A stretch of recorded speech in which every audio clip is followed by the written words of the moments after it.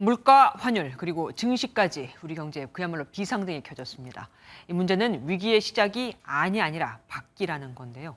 경제부 윤지원 기자와 위기 상황 분석해보고 대응책은 뭐가 있을지 알아보겠습니다. 어서 오십시오. 미국 증시가 말 그대로 폭락하고 있습니다. 이 때문에 우리 증시에도 이렇게 영향을 받고 있는 거고요. 네. 미국 증시가 이렇게 맥없이 하락하는 이유가 뭡니까? 그 이유는 역시 예상을 웃도는 물가 상승률 때문입니다.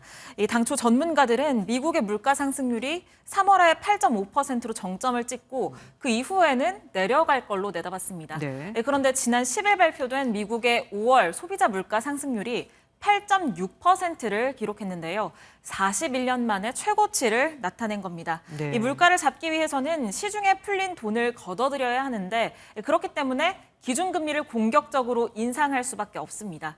우리 시간으로 내일 밤 이 미국 중앙은행은 FOMC 회의를 열고 기준금리를 결정하게 되는데요. 이 월스트리트 저널이 이번에 미국 연준이 0.75%포인트 금리 인상, 다시 말해서 자이언트 스텝을 밟을 것이라는 예측을 내놓으면서 주식시장이 맥없이 주저앉았고요. 바로 어제 블랙 먼데이를 기록했습니다.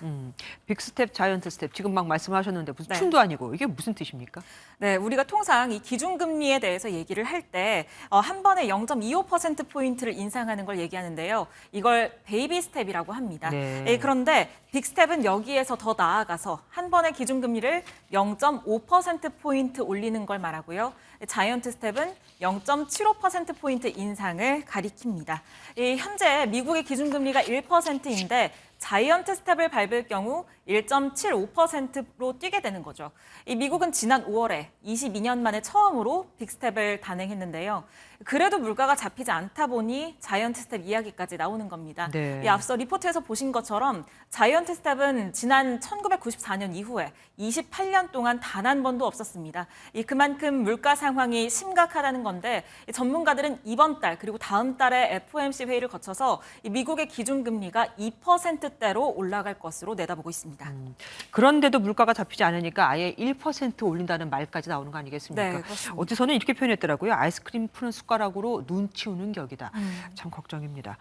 우리도 물가가 지금 많이 올랐는데 환율도 그렇고 증시도 그렇고 금리까지 휘청이니 정부가 긴장할 수밖에 없습니다. 네, 오늘 정말 난리가 났기 때문에 우리 정부의 이 경제 관련 부처들 역시 말 그대로 초비상이 걸렸습니다. 오전 7시 반부터 추경호 경제부총리와 이창용 한국은행 총재가 만나서 대응 방안을 논의했고요. 바로 30분 뒤인 8시에는 금융위원회 유관기관 합동금융시장 점검회의가 있었고 또 30분 뒤에는 한국은행의 긴급 시장 상황 점검회의가 있었습니다.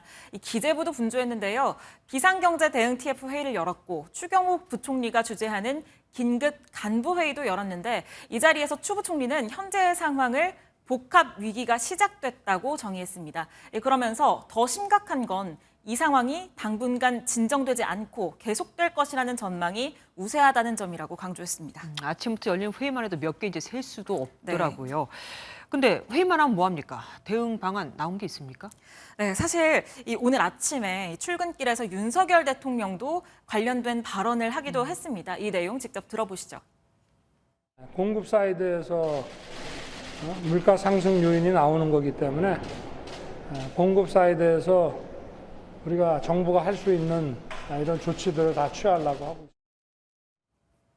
추경호 부총리 역시 모든 정책 수단을 총동원하라라고 당부를 했는데요. 문제는 쓸 카드가 별로 없다는 겁니다. 이게 해외발 악재이기 때문에 네. 이 국내 금융기관에 별 문제가 없는지 점검하는 정도가 현재 할 수 있는 전부고요. 물론 물가 문제도 유류세 인하나 관세 인하 등을 대책으로 내놓고 있기는 하지만 체감 효과가 그렇게 크지 않고 또 재정 부족이라는 부작용이 있어서 지속하기가 어렵습니다. 결론적으로 지금 물가와 금융 불안이 외부 요인에서 비롯된 측면이 크기 때문에 바로 효과를 볼 수 있는 대응책을 찾기는 현재로선 어려워 보입니다. 네, 알겠습니다. 모레 새 정부의 경제정책 방향이 나온다고 하죠. 네. 그때 이 현황에 대해서 얼마나 어떤 대책들이 있는지 좀 봐야겠습니다. 지금까지 뉴스족 윤지원 기자와 함께했습니다.